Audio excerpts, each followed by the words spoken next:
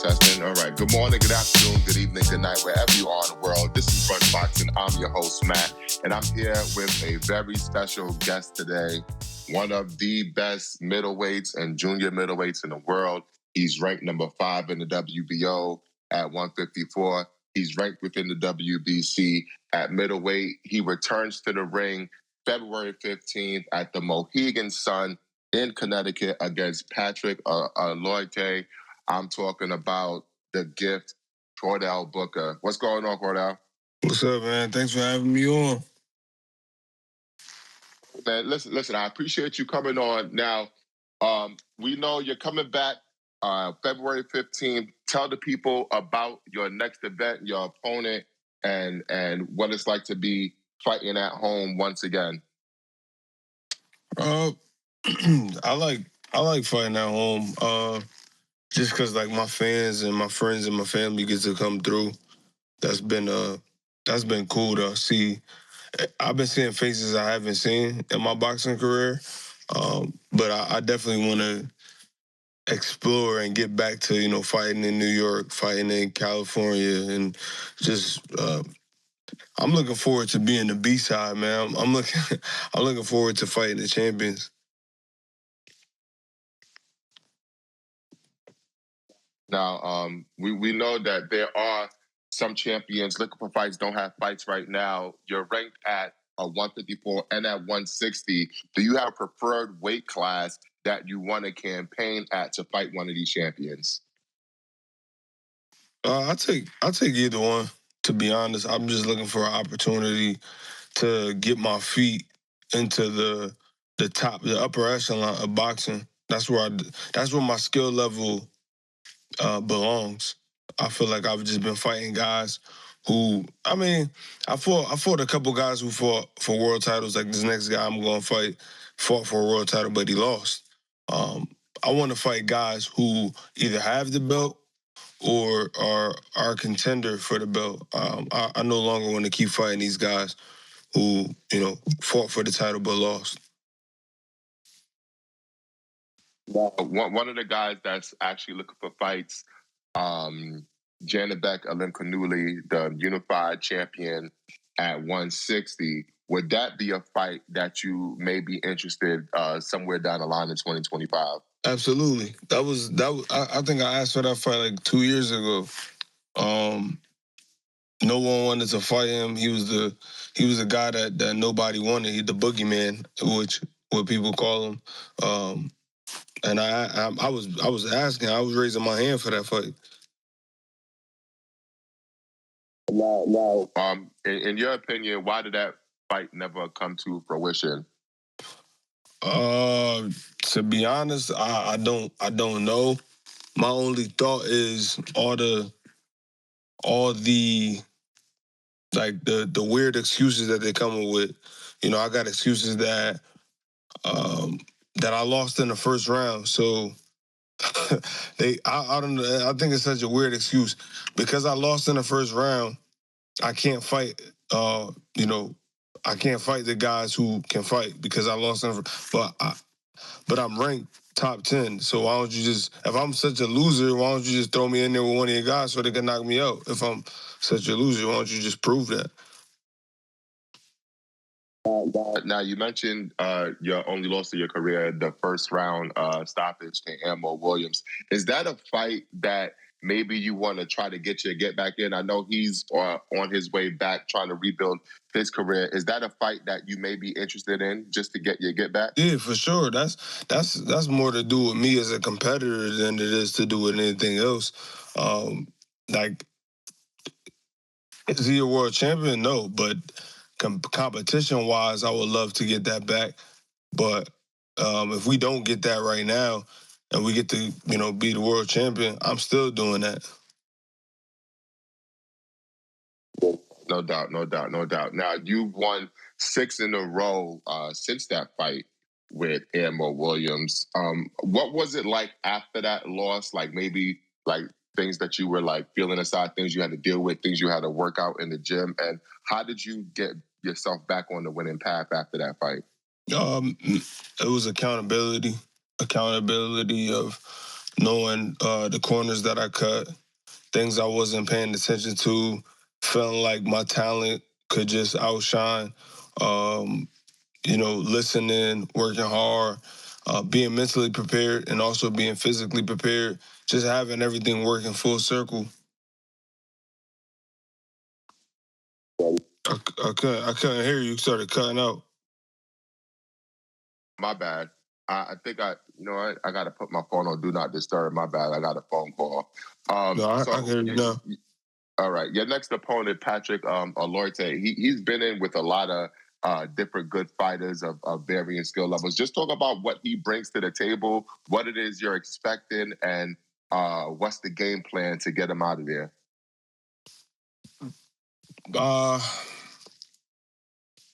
One of the things that he does well is, he uses the ring.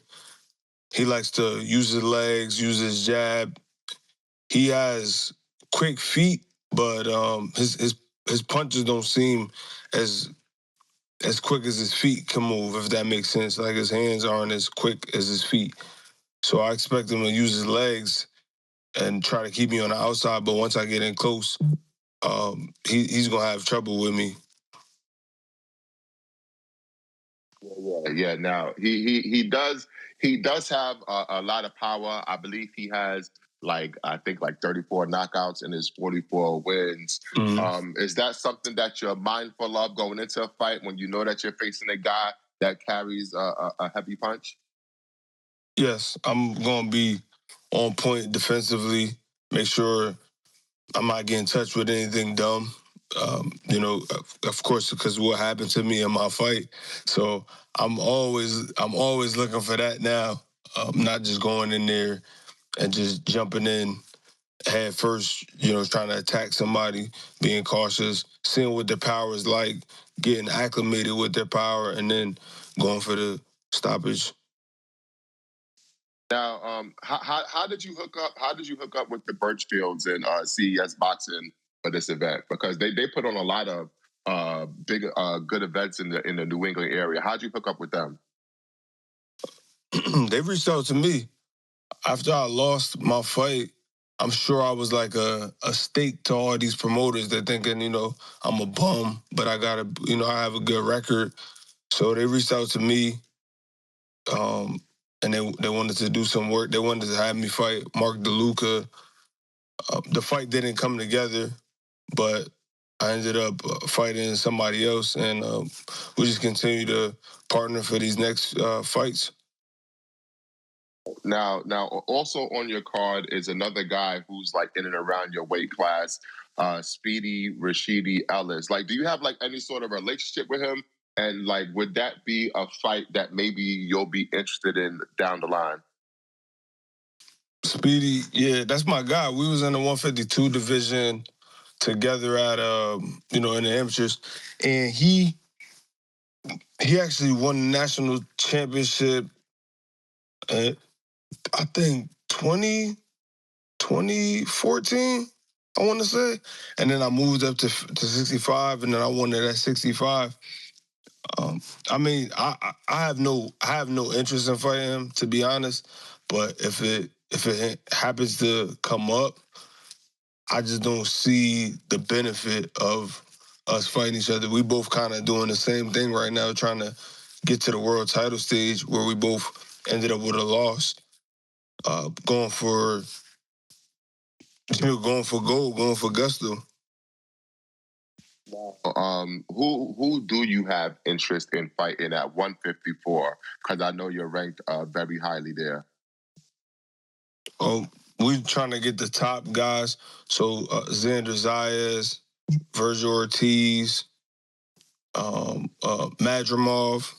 We're just looking to get the world title challengers or the world title holders.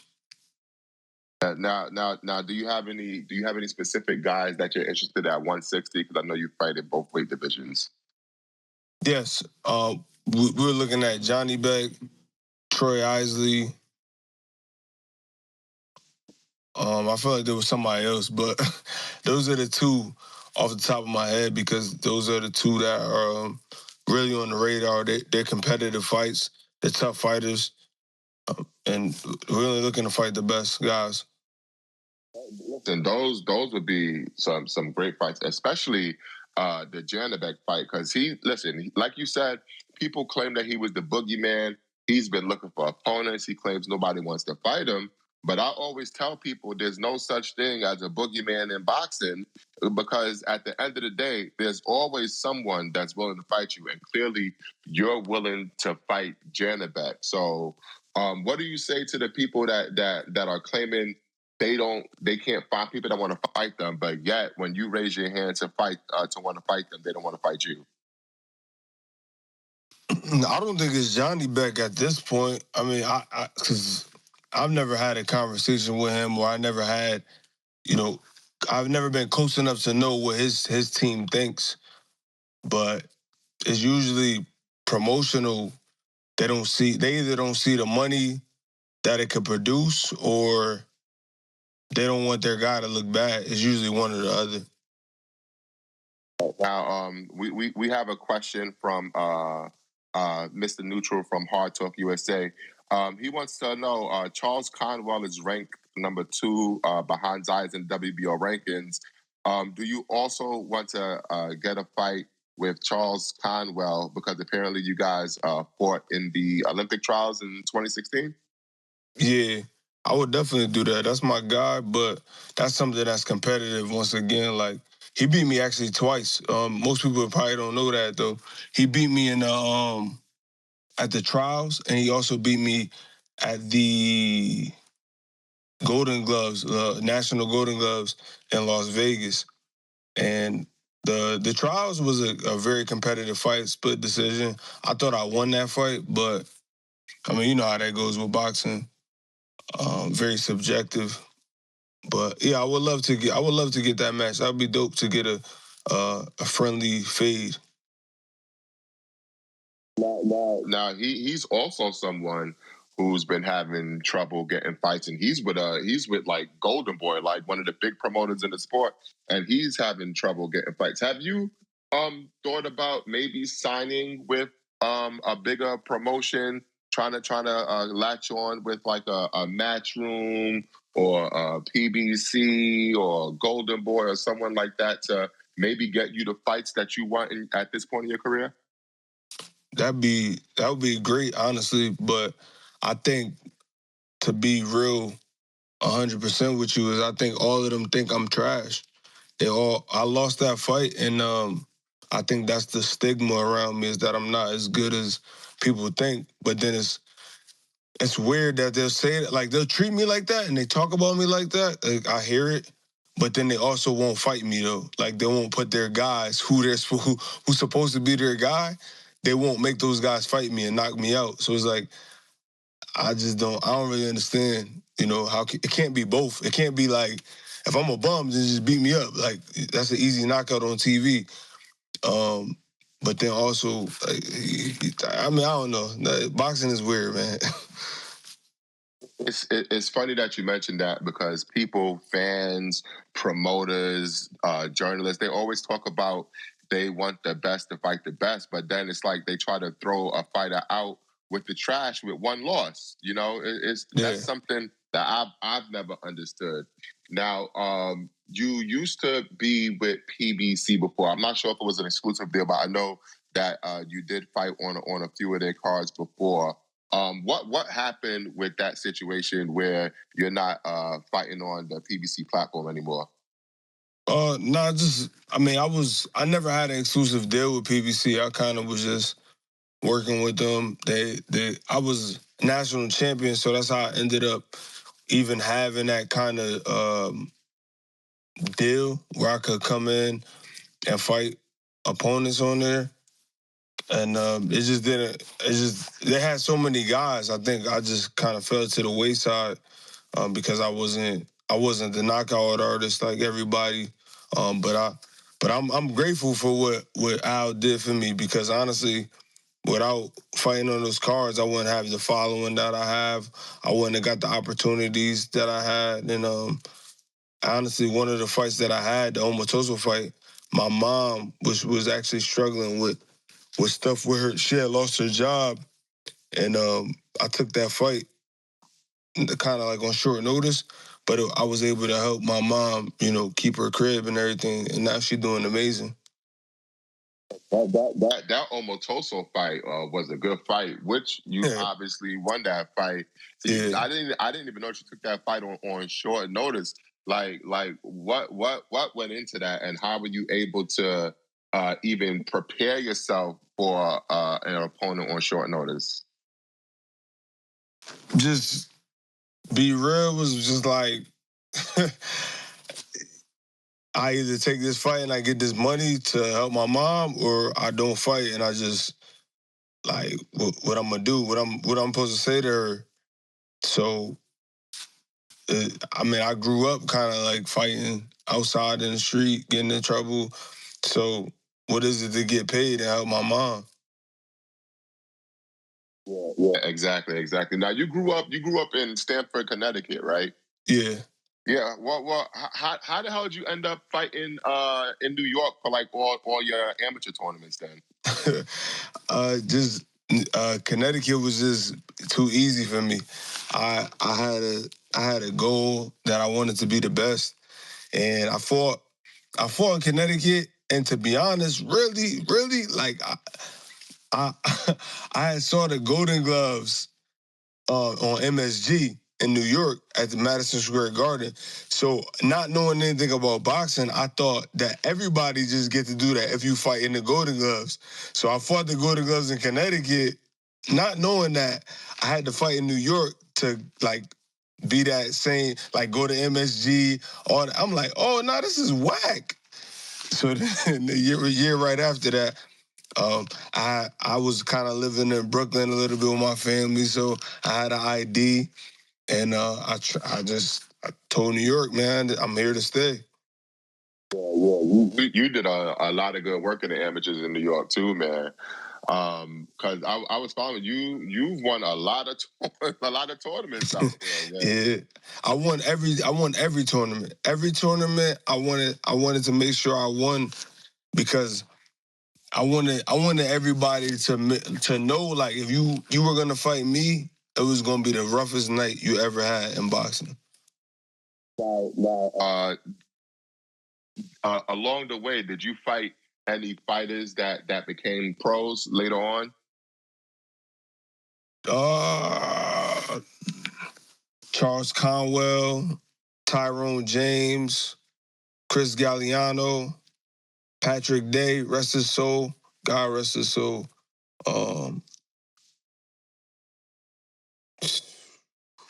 Jamonte Clark, Jose Alday. You fought a lot of them, man. Yeah. Vashon Owens. Vashon fought on PBC cards. Vashon, Calvin Henderson. I don't know. Nah, me and Cal never fought, actually. I'm sorry. But LaShawn, there's a lot of guys. Vashon Owens, you fought in the pros too, didn't you beat him? Yeah, I fought him twice. I fought him as an amateur and I fought him in the pros. I fought him at nationals. Wow, so you are well traveled. Now, what exactly are you looking for at this stage in your career, and what's like your game plan to get to your goals in 2025? This year, I feel like I did all the work like the prior couple years after I lost.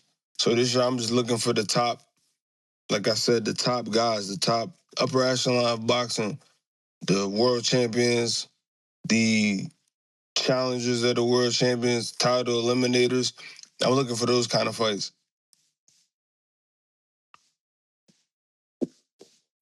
No doubt. Now, just tell us about your event on February 15th. Where can people buy tickets? Where can people watch it at if they can't make it out to Connecticut? You can buy them online. Go to my Instagram, click the link in my bio. Also, I have some on hand, but I know a lot of people it's easier to do online. Also, they were talking about the fight possibly being on the Zone. That's not confirmed yet. Their last show was on the Zone, so I'm hoping that it will be. just so promoters could see what I do, and they'll probably give me a call after to fight one of their guys.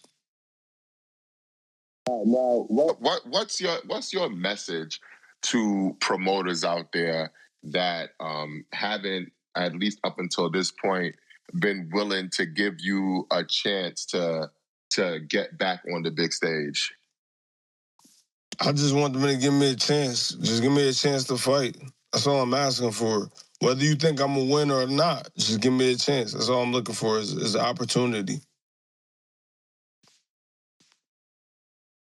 Now, you also do a lot of things outside of the ring of boxing. I know you do a lot of personal training. I know you do a lot of charity work. You do a lot of work with the youth in Connecticut. Just talk to the people about the stuff that you do outside of boxing and how you set yourself up for life outside of boxing. I do a lot of things with the kids just because I was once one of those kids who got into a lot of trouble, was outside, had the wrong influences and role models. So I'm just trying to provide my community something that I know I needed as a kid. And if I had a professional athlete telling me you could do this if you work hard, if you stay focused, if you train hard, if you listen to your parents, if you that would have changed. It's hard for all of us when we talking to our parents. You always think your parent just saying something, but you have a different respect for somebody who's not your mom or your dad and you look up to. So I'm just trying to be that pillar in my community. Do you actually watch boxing? I know some fighters, they always train and stuff like that, maybe don't have time to watch the sport, but do you actually follow what's going on in boxing today? Yes, I love boxing. I love boxing. I actually love the before. I like past boxing more than I like the boxing right now, because I feel like right now it's a little watered down with so many different promoters trying to make an angle, so the best fighters don't always fight the best. You kind of you can make your own navigation around certain fighters and still become world champion. I don't like that part, so I don't watch as much as I do old fights, but I still watch the top guys, and I usually know guys who aren't the top either. You mentioned that you like to watch a lot of times, the old boxing. Who were some of the fighters that you enjoyed coming up, or that you looked up to coming up in the sport of boxing? I still watch these dudes. It's the golden era of boxing. That's who I watch the most. Like Marvin Hagler, Tommy Hearns, Sugar Ray, Duran, Purnell, Camacho. Chavez. There's so many. Ali. I watch Foreman. They all got different styles, but I enjoy the way they attack boxing, and how many great, they all fought legends, is what made them legends and made them great and made them icons. Who do you think are maybe some of the guys that are the best fighters today? A lot of people, they talk about Inoue, they talk about Usyk, they talk about Tank, Canelo. Who do you think are the top guys in the sport today? So those are the top guys. But I would add Bud. Bud's the top guy. Shakur is the top guy. Boots is the top guy.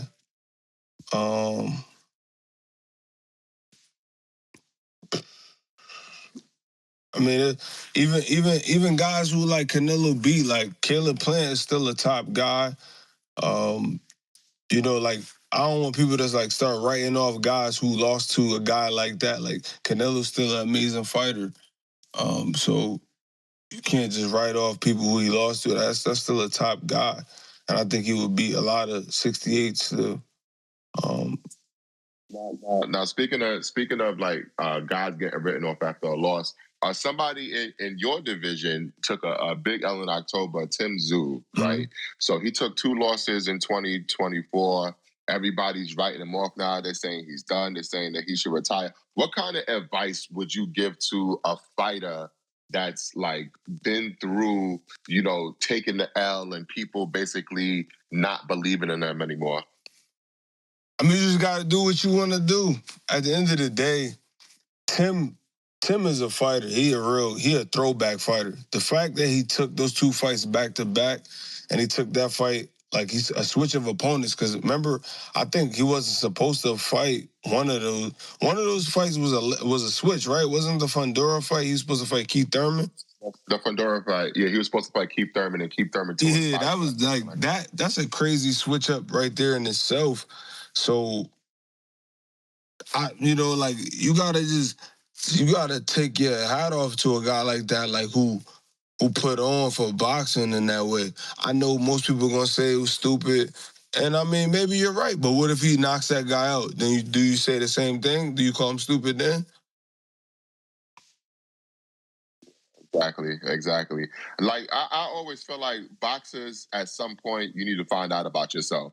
Like you need to know what it is you can do in the ring. A lot of these guys, sometimes they don't bet on themselves. So I don't mind guys like Tim Tszyu. Like if you want to bet on yourself and you want to take on the biggest challenges, then you do that. Right. Because there's a lot of guys out there that's not willing to challenge themselves, or there's a lot of guys out there like you who want to challenge yourself, but you can't get the opportunity, So, to me, it's weird the way people look at people coming off losses, man. Yeah, it's trash. I think Tim gonna be all right though. I really think like he'll get some tune-up fights, probably like 2 or 3, and he'll be right back in the mix. Now, I don't know if you go predicting fights, but we do have some other big fights, coming up. One thing that sticks out to me is the February 1st fight between David Benavidez and David Morrell. Who you think is gonna win that fight? Break that down for the boxing people. I like Benavidez. I like Benavidez in that fight. I think Morrell's a good fighter, but I think Benavidez is just his hand speed is going to be a big factor in the fight. Morrell seems more like a methodical 1-2 punch kind of guy, and I just think Benavidez is going to like overwork him, like numbers wise. He's going to be too many punches, overwhelm him. Now, I think they have on that co-feature, they got Stephen Fulton and Brandon Figueroa in a rematch. Obviously, we know Fulton won the first fight. Then he lost to Inoue. He struggled in his last fight against Carlos Castro. Do you think Stephen Fulton could bounce back and maybe get back to the top of the division, or you think he's going to have trouble with Brandon Figueroa? Yeah, I think he's going to have trouble. I'm not saying, it's a clear victory for Brandon Figueroa, but it's hard to beat the same guy twice. And that's in any sport too. Like when you beat the guy, like that guy comes with a different energy the next time you fight him. So yeah, you know how to beat him, but he also know how he lost too. Yeah, exactly. Now, you did mention that you're interested in fighting a Virgil or a Madrimov. They're going to be fighting each other February 22nd. How do you see that fight going? I think Madrimov is going to outbox him. Like, the way you fight somebody like Crawford and have, a competitive boxing match with a high-level guy like that, because Crawford probably going to go down as one of the greats ever, right? And there's some people who were saying Madrimov won. I just see Madrimov outboxing him, using his legs, using his smarts, using angles, and just outboxing Virgil. That would be great. Honestly, I'm picking Virgil. I think Madrimov did well versus Crawford, but I think people are really, in my opinion, overrating his performance. People saw Virgil struggle a little bit with Bohachuk, but Bohachuk is a whole different style. Yeah, two totally different styles. Yeah. So I think Virgil will be okay, but we'll find out. I mean, the fight's only that's why boxing is great, because like what you're saying is not wrong. Like, you know what I mean? Like both opinions can be like make sense, and we still got to watch the fight to see it. That's why people love boxing. Yeah, that's what I always tell people. I always tell people, you can't fight the fights on paper. You might think you know how it's going to go, but you just never know how people are going to react once that bell rings. I always tell people that. It's just like Tyson said, everybody got a plan until they get punched in the mouth. That's a fact. Now, let's talk about your fight on February 15th. Like, what do you plan on doing? Like, what should the fans expect to see from you in the ring on February 15th? 15th, I'm gonna just go out there. I'm just gonna show I'm gonna show I deserve to be back at the top, fighting the top guys. However, I have to get it done. If I gotta walk them down, I'm gonna walk them down. If I gotta box, I'm gonna box. I'm looking for a stoppage though. Listen, that would be great, man. And listen, he can get stopped. Yeah, we've seen it. 6 of his 7 losses. Yeah, 6 of his 7 losses are stoppages. Like he to me, he's like a guy that he's either coming to knock you out or he's gonna get knocked out. So I think you just gotta stick to your game plan, and you should do well. That's gonna be a good. Like I hope the card is on the zone, because I can't wait to see it. I'm actually gonna try to make it out there if Shorty let me leave the city for Valentine weekend. So Valentine weekend, man, Love and War. I saw that you called it the Valentine's Day Massacre, so I already know that you're coming for the knockout. It's done. I'm like, that's how I feel, man. That's how I've been training. I've been training for the knockout. So, and that's not usually who I am. Like, I just let the fight come to me, and if the knockout come, it come. This one, I'm like, this is what I want. This is what I'm setting out for. Now I know that you got PG Sports. They're your management team, Paul. I know everyone does a great job for you. But are you signed with any specific promoter right now? No, I'm a promotional free agent. I actually like it that way because I get to talk to everybody, and I get to hear some good things, and I also get to hear some nonsense, about me losing in the first round, which is why I can't fight some of these guys. But we got some good things that we're working on, and hopefully 2025 we can get them done. I know we didn't bring it up before. We were talking about PBC and Golden Boy and all these other companies. You ever thought about trying to do something with Pro Box? Because it seems like Pro Box, they put everybody in these 50-50 fights that people like. If you win, a lot of times these other promoters seem to want to pick you up after appearing on Pro Box. Right. We've talked to Pro Box before a couple of times. Just didn't work out. I mean, that's all I can really say. They actually seemed interested, but just didn't. I don't know. For some reason, we just didn't ink a deal to get a fight. Well, to all the promoters out there, y'all need to go look at this guy, because he's one of the best middleweights, one of the best junior middleweights in the world. He just needs a chance to prove it. Like I kind of feel like a lot of times people always say, "Oh, nah, this guy's trash," or "This guy's trash." Well, you don't know that because he hasn't gotten the opportunity. And then once people get the opportunity, and you saw even with Bakr Murtazaliev, he was like a huge underdog against Tim Tszyu, and now he's one of the guys in boxing that people are looking at. Sometimes people just need a opportunity to prove themselves to the world. Yeah, that's one of the biggest issues is that everybody don't get an opportunity. You gotta do so much. If you don't have a big backing, you don't have that big promotional money behind you. You basically got to do what I'm doing. Just get on these cars, just fight, and just keep fighting until somebody take notice. talking with my guy Albert Bell yesterday about his situation because Albert Bell he been killing the game for years and he still can't get a title shot. 11 years in the game, he was ranked number 1, then he dropped to number 5, now he dropped to number 6, and it's like if you don't have that big promoter behind you, it's like the boxing politics really fuck you over.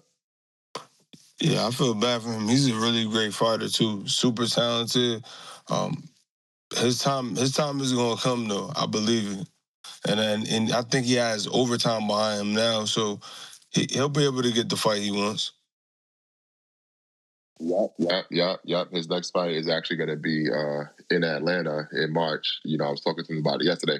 I ain't want to put the opponent. I know who the opponent is, but I ain't want to put it out there yet because they ain't announced it yet. But it's gonna be a good fight, man. Now, you got your fight February 15th. Obviously, you're expecting to win the fight. What's the game plan after the fight? Like, how busy are you going to be in 2025? I'm going to be as busy as they want me to be. The boxing world, that's what I'm saying. Because I don't turn down, I've never turned down a fight. I haven't turned down any dates, any opponents, unless it was like just totally unreasonable. If you ask me something, like sometimes I think they call me and ask me shit just to be like, all right, we called them though. Like, don't have me fight for a ham sandwich, all right? Like, but as long as they don't do that, I'm fighting. Exactly. Just tell the people where they can find you at, all your social media handles, where they can support you at. You can follow me at @thegif_7 on Instagram, or you can type in Chordale Booker on everything. I use my real name on everything. I know a lot of people got these, nicknames and stuff, but Chordale Booker on Facebook, Instagram, Twitter, I'll pop up. No doubt. And I greatly appreciate you for joining us today, man. We was able to get this done on fairly short notice. I appreciate you taking your time out to talk to the people. I wish you the best of luck February 15th, man. Just go out there, do your thing. And I already know we're going to see you fighting one of these contenders or champions sometime in 2025, man. Yeah, I appreciate it, man. Thank you. After I get this dub, I want to tap in again. I appreciate you. Love the platform. Thank you for having me on here again. I appreciate you, man. Chordale Booker, ladies and gentlemen.